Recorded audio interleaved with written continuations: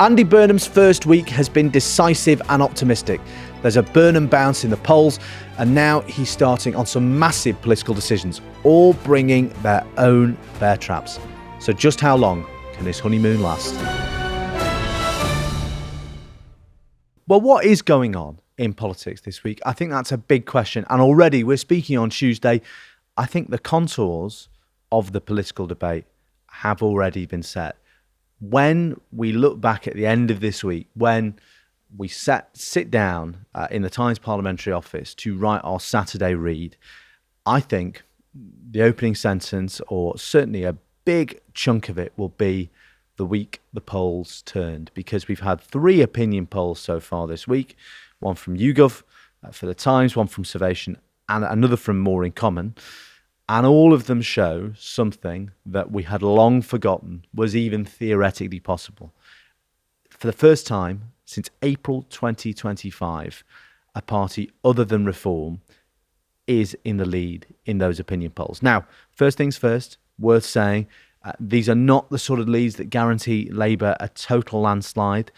In YouGov's poll, they've drawn level pegging. You've got Labour on 22%, Reform on 22%, and the Tories on 21%. So that's all within the margin of error, a statistical dead heat. You've got the Greens collapsing in some polls. So it looks like we're looking at, even a week in to Andy Burnham's premiership, he's only been Prime Minister for 8 days, something of a realignment in British politics. And it's really striking. If you look at a lot of the appointments from the PPS level up to the cabinet, Burnham's made no secret of his desire to part with Starmer and Starmerism. In terms of the first 7 days of this administration, what has surprised you in terms of the way that Burnham has approached it? Really interesting question. And what's leapt out at me is the transformative power that clear and decisive leadership and a sense of political identity at the top have had. And I think that is your golden ticket to achieving quite a lot, even in this fragmented, polarising, noisy political environment. I think we underestimate the role of agency, right? And if we think about why Nigel Farage has led in the polls for a year, and indeed will still be leading in some of those polls, and Reform be leading in the polls, it's because they had a leader who showed agency, right? Why did Polanski burn so brightly for a bit? Again, unlike Keir Starmer, he showed agency, right? And you can point to, it's funny, there was a paper, I think I mentioned this on the podcast the other day, that circulated in Number 10 about high agency politicians who break the scroll. That was the phrase used by cabinet ministers, and for a long time Labour didn't have one. But Andy Burnham said something to me when I was speaking to him that Sunday before he went in, so about 10 days ago now. He said, I'm going to try and do things in a different way. I have no doubt of his sincerity, the clarity of his intent. But the question I always had, and I remember asking him this earlier in Makerfield as well, on the campaign trail, the question I had for him then was, how do you ensure you don't go to London, right? Once you've put a suit on, you're chewed up by the system, Whitehall is still a bit of a mess. The system closes ranks, it stops you being you, all the obligations of office. And he returns this phrase several times, I want to do things in a different way. And they have, in a very literal sense, done things in a different way, right? When we just say, by the way, he's breaking the mold, that means like he's not done traditional press conferences. He's done far more shorts on social media than he has inquisitorial sit-downs, or subjected himself to the firing squad of lobby or the press pack. He did a Laura Kuenssberg interview, which is being transmitted tonight. But is that what you're saying in terms of his communications approach? It's not been Starmer in the wood-panelled press gallery behind the door of Number 10 taking questions from the political editors, and it's just been totally outside that template. Is that exactly. Right? And it's not been, the big announcement is embargoed till 10 p.m, right? Which means that it can be on the front page of the Times or any other paper. They talk about it on the 10 o'clock news. It's in the news the next morning, and everyone's seen it. Everyone's a bit bored of it. What they've been doing is they've been releasing stories for a number of reasons. Some of them market sensitive, some for logistical reasons, some because of discussions with cabinet ministers. The stories have been coming out at 6 a.m, which means the nation has been waking up right? You look at your phone bleary-eyed and you see Andy Burnham has done X from the BBC News app or the Sky News app or whatever, or your Times app indeed, and you're sort of bleary-eyed, right? That's what the nation's waking up for. It drives conversation throughout the day. It's not a deliberate strategy to marginalise political media, the lobby, Westminster journalists, but it has succeeded in showing they can drive the conversation in a different way. Now, let's see how that goes when they get into knotty policy questions like social care, which he's giving a speech on tomorrow. But in the space of a week, I think what you hear from within government, within Number 10, within other departments, within the cabinet, within even the people who have fallen victim to this regime change, what all of them acknowledge is we at least know what this guy wants to do, right? He has a very clear sense of the what, he has a very clear sense of the why. The big question is the how. And, you know, we know how they want to communicate. You know, Louise Haig is getting good reviews from cabinet colleagues in terms of, you know, actioning stuff in discussions, gripping the operation. From other parts of the cabinet, you get a degree of bewilderment, like they're struggling to get anything out of Number 10, far from it being the, you know, political engine room of a big government. So there are lots of questions about the how. How did they achieve this? But in terms of political direction, it's been very, very clear indeed. Well, actually, just on that point, so it's kind of an unusual time. We're at the height of parliamentary recess. A lot of people, to the extent they aren't already, probably even more switched off from the life and times of Westminster during the summer. And so he's had, and yet you only get to introduce yourself to the country once. And it seemed like in the first few days, he was very much laser focused on cost of living and what he called the way of life, our culture of pubs and entertainment venues and music. And it was sort of quite well away from what he's going to turn to now, which is social care and one of the great knotty policy questions of our time, which, you know, Louise Casey was at pains to say the other day she hoped Andy Burnham would pick up and run with in short order, because she was jumping up and down at Keir Starmer, urging him at the outset of his administration to grip this and use the majority he had to do something about it. But what are we to read from that? Because Starmer certainly liked the idea of being Mr. Fix-It and being, you know, an action-oriented politician, talked about politics treading on our lives more lightly, but liked the idea that he was going to go in and, in a kind of undemonstrative way, fix big things.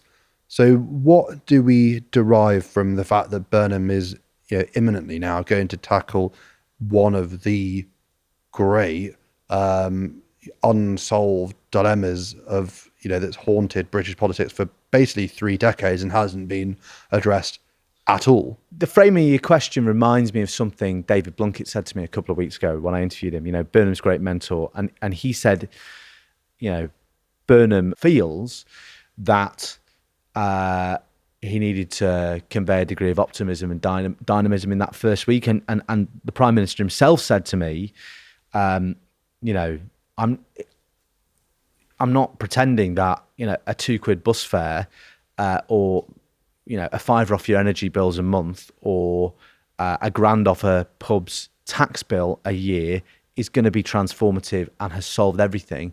But it's about those sorts of moves are meant to convey to people that, yeah, I get it, right? And I can do something, and I'll do a bit now. This second week, in the words of Andy Burnham's team, is about, you know, those are the little things. These are the big things, right? So you've had first meeting with Zelensky, front page of this morning's Times, Burnham's hard hat schools, right? That's massive educational reform to post-14 education, you know, skills education, apprenticeships, parity with academic qualification, right? Massive, big structural and cultural change. And then we'll get social care as well. The social care thing, I think, is the most essential, though, as you say, not least because of the urgency, but I think it's the most revealing thing about Andy Burnham, right? So it is, I think, it's a big unfinished business thing for him from his time in health. Yeah, from his time in health, right? Because, and, you know, Labour lose the 2010 election for lots of reasons, but I would say, you know, if you were to ask Andy Burnham about that now, he'd say, what is he doing in 2009, 2010? Right, he is, he's getting heckled by the cop over Hillsborough. That's a big political awakening moment for him. And he's also trying to solve social care, and the Tories kill it. The Tories kick it to bits, right? They run ads that say RIP off, reject Labour's death tax, right? And that's political knockabout that succeeds in knocking lasting social care reform into the long grass. Because I was speaking to someone in government about this last night who was saying, this is going to be absolutely central to this premiership because of the really clear direction from him. The fact that he is expediting Louise Casey's report and not saying, let's take a beat, let's convene a big cross-party thing, let's bind people in from the start. The plan is in train. And, the third thing is,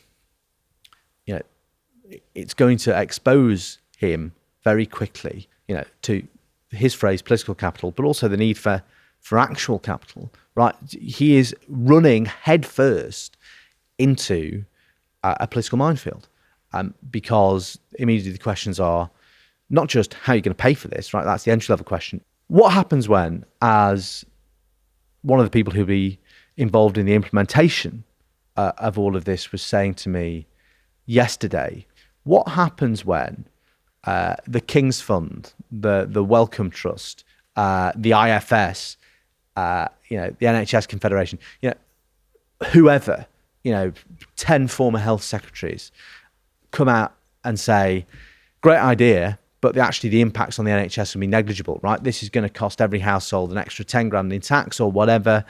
But it's not going to solve anything. Save the NHS. Yeah. It's actually not going to save the NHS, or it's not going to deliver sort of savings you can take to the bank for the government. But what do you actually think happens to this government when the rubber does hit the road when it comes to really difficult policy decisions like social care, which, as you outlined, there are massive stakeholders within the parliamentary party and out there in the country that could make life very difficult for him?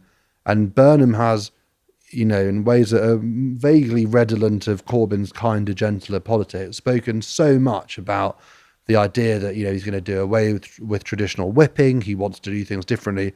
What does that actually mean in pounds, shillings and pence when he has people from all sides saying, as they inevitably will, saying we don't like this, or we got the Treasury saying no, can do? Well, yeah, that is the question.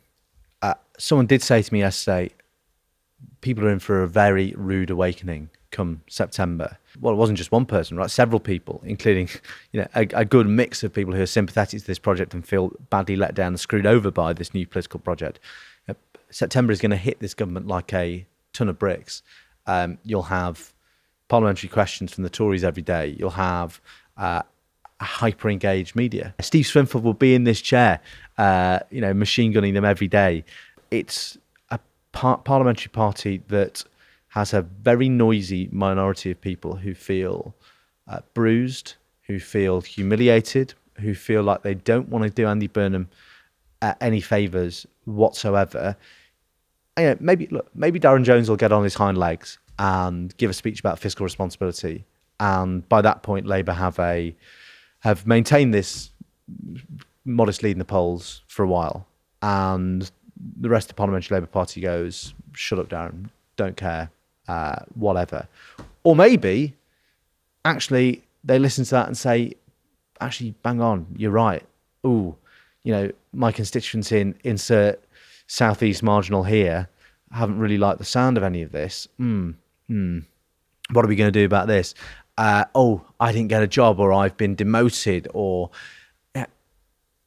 It's going to require Andy Burnham to maintain this sense of agency and initiative. He's also going to have to spend a lot of time fulfilling his promise to engage properly with people in a way that Keir Starmer never did, right? He sent this long letter to Labour MPs early this month, and it was sort of like, if any of you are opening an envelope, I'll be the first person to turn up. Any caucus, however small, if it's just John McDonnell and Richard Bergen, having a fag behind the bike sheds like that. I think that's a really important meeting, and I'll be there. Right? It was that sort of thing. And Annalise Midgley, the chief whip, wrote to MPs yesterday saying, "Look at this broad-based, diverse team. There are members of the Socialist Campaign Group in government, for instance. There are members of Progress, the Blairite group in government. But, as you say, when the rubber hits the road, all of these warm words are going to be tested. MPs are going to want to see action. They're going to want to see sustained.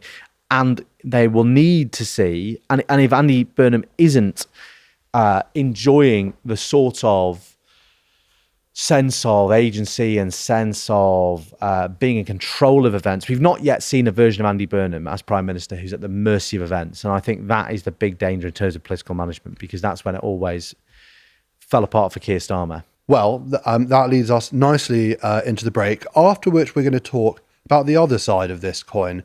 How are Reform and the Conservatives responding to the Burnham bounce?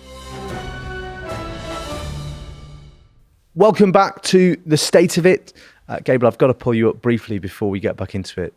The style on this podcast, as you surely well remember, is interval. Even though Steve's not here, we go to the interval. We don't go to the break. And what a fine interval that was. What's the difference? Is break American? I think, interval just classier. Interval implies a sort of seaside theatrical experience, an usher or an usherette coming with little ice creams. It's like I'm back watching the panto in the Floral Hall in Southport. But alas, we're not. We're here in Westminster studying the polls. And, let's talk about, as you said, the flip side of all this, which is, where does this leave the right? Because I think a really important thing to remember about what's happening to Labour's number in the polls, it is not a case of Andy Burnham is coming for Nigel Farage's voters. Yes, there'll be a case of that at the margins, as there's always churn between parties. But I don't think that's the statistically significant thing that's happening here. Indeed, it's not. What Andy Burnham is doing is expanding Labour's coalition, or rebuilding Labour's coalition. Right? Andy Burnham wants to rebuild a traditional Labour coalition, which he is, or has started to do on this basis, but it is not the old Labour coalition. It is a newer Labour coalition, which is to say, who's losing out? It's the Greens, who are being squeezed in our YouGov poll. The Green support among the very youngest voters, 18 to 24-year-olds, went from 46% to 26%, which I think is crazy. Labour's vote, Labour's share of the vote among young voters has surged. The Greens are down. The Liberal Democrats are down that YouGov poll to their lowest number since before the 2024 election.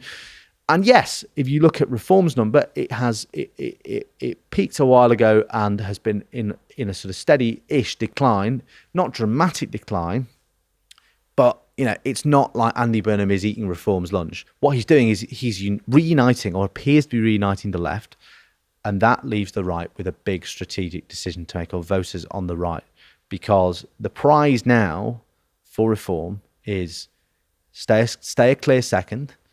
And the object lesson for voters on the right will be, if you don't get behind one challenger to Andy Burnham wins the next election at a canter. And that is the calculation for people on the right now. Which is basically, tell me if this is hyperbole, but that does turn on its head the whole story of politics over the last year, if what you're saying is right. Until now, there's been this idea that politics is permanently fragmented. Per what you just said, basically, Burnham has he's got pretty singular communications abilities, but also in some ways he's, people said this about Starmer, but he's also a lucky general in some ways as well. He's taken office hot on the heels of a series of disclosures that have sort of sapped away at Reform's momentum. He's been endowed with a fallible Green Party leader and a Lib Dem leader whose own party has severe misgivings and doubts about his own ability to kind of take the party further than its present share of the vote and its present intake of MPs. But essentially, what you're saying is, if Burnham can make good on this idea of cementing together those bricks and creating a proper, progressive, left liberal coalition, then that totally changes the dynamic on the right. And well, it might play into Reform's hands. It might actually up the urgency of their demand to Tory voters to leave behind the Conservatives and finally make that transition to Reform. Equally, it might just deepen the Conservatives' demand for the same, and the Conservatives keep saying that Reform have peaked. So what is your sense from only the early days of where this has left Nigel Farage and the Conservatives? We might want to get onto some of the discrete revelations, some of them in the Sunday Times about Reform, but just from what you've been picking up from your contacts on the right, where does this leave them at the moment? Clearly, this has been a time of friction and noise for Reform and its relationship with the rest of the political mainstream. But I think there is always a risk with Reform of making a category error, of applying analysis that is at least a year out of date to them, right? So the consensus now is Reform have peaked, Reform are done. It's only a matter of time before we get Tory crossover, and then we're back to familiar two-party politics, and Labour take on the Tories, and the Tories win. Now, look, maybe that's going to happen. Look, last week, Reform won and yes, it was a low turnout. Yes, it was a police and crime commissioner election in Norfolk. But Reform, having had a bad couple of months, a noisy couple of months, absolutely walloped the Tories in Norfolk. The Tory vote absolutely collapses. And you sort of look at this and say, Nigel Farage does have at least a quarter of the electorate on lock. And what he is doing now is, and this is why Claxton is significant, he is working out how to speak to these people directly, what they think, gathering data, all of these things, right, out of sight and mind of his political opponents, working out how to circumvent the usual channels of politics, the usual conventions of politics, right, breaking through those. And I think, that consolidates that part of the electorate for him. People are now saying, well, Reform are never going to get to 35%, 40% of the vote. Okay, in April 2025, August 2025, that was the conversation in Reform. That's not the conversation in Reform anymore because, nobody is, it's unlikely that anybody gets to 35% of the vote anymore. So they are betting on a prolonged period of parties vying for the share of the vote that falls well short of what a government would traditionally hope to have achieved. I mean, it's all very well that Burnham, he would say this is going to unite all the left and liberal parties, but presumably what you're saying there is Reform's position is predicated up to a point on the idea that you're still going to be able to do big things on a local level up in our national political conversation with a share of the vote that is from the mid-20s to the low 30s. Yeah, and that is just a rational response to the nature of our electoral system now, right? Yeah. We'll have at least four parties, certainly four, maybe five parties, all capable of winning more than 10% of the vote, and three possibly winning more than 20% of the vote. So, it's entirely rational now to say, well, actually, if we can do everything we can to optimise our hold on our core vote, which is quite chunky and also locks the Tories out of contention in big swathes of the country, then that is not a bad place to start from. I think the big test for Reform, the big strategic test for Reform is, okay, let's say what we've seen in the polls this week is going to be sustained. And the new state of affairs is, broadly speaking, like, I don't know, Labour 28, Reform between 25 and 26, the Tories around 20. There are people in Reform who say, great, this is the EpiPen of adrenaline, and it'll get our mojo back, our insurgent energy back, and also it's a clarifying moment for everybody else on the right, because all we sort of need a by-election or two as an object lesson in this to see how the right respond, right? Because what happens if Labour are now capable of winning elections because of a split on the right? And you do wonder whether, okay, does that push people back into the territory where we're talking about a pact? reform aren't going away. The poll numbers have dipped a little bit. They have not collapsed. I mean, using your own political imagination, what actually is, to date, if you were to surmise what it will end up being, the likeliest sort of weak underbelly or bit of Burnham's political persona or project that reform will in due course exploit? Because he's not Jeremy Corbyn and he's obviously not Keir Starmer. He's a totally different political proposition. What for you is like the bit of this Burnham project that is very vulnerable to kind of reform attack, to the extent that, as you've said, Burnham's competing for their votes anyway, which he may not be? Well, it's the fact that it's the Labour Party. I think that's ultimately the weakness. And the prize for Farage is to say Andy Burnham is an unreconstructed Labour politician of the kind you've known recently. Right, so broadly speaking, right, his values don't align with yours. That's what he'd say to voters in the Northwest, in the Northeast, in those traditional Labour heartlands where Burnham polls very well. So the message is he's weak on immigration, he's weak on welfare, he is going to tax you too high. He is not what he says he is. So it's about reminding people that he is a Labour politician. It's actually a really fascinating and in some ways quite exciting political matchup, because you have two people in Andy Burnham and Nigel Farage, and also, by the way, in Kemi Badenoch, who are capable of mounting and sustaining a political argument in a really forceful way. So it is, for the first time, feels like a proper electoral prize fight and a battle of visions. And for reform, I mean, it's going to be really clarifying, because they have an opportunity now to fight back as the insurgents. So another big prong of it will, of course, be like, this is a left-wing government. Let's say all of these things are true in a year's time. This is a successful left-wing government. You're a voter on the right. There's only one show in town, and you might not like me, Nigel Farage, but your bank balance and the value of your house in Chingford or Billericay and your sense of self do not like this successful Labour government. So are you really going to say you prefer Andy Burnham to me? I mean, that and whether Nigel Farage is able to do that is the ultimate test of whether everything that's been happening recently has had the impact that his political opponents like to think it has. Yeah, it's interesting what you just said there. It's like Starmer's problem was he couldn't get things done, whereas you're saying there could be a world in which Farage's appeals even deeper, but you can say, well, look, they are giving effect to left-wing things that Burnham's unambiguous about wanting to achieve, and you don't want those things to happen to you. Well, I think that's all we've got time for in this special edition of The State of It. It was lovely to be back. And lovely to have you. So thanks very much to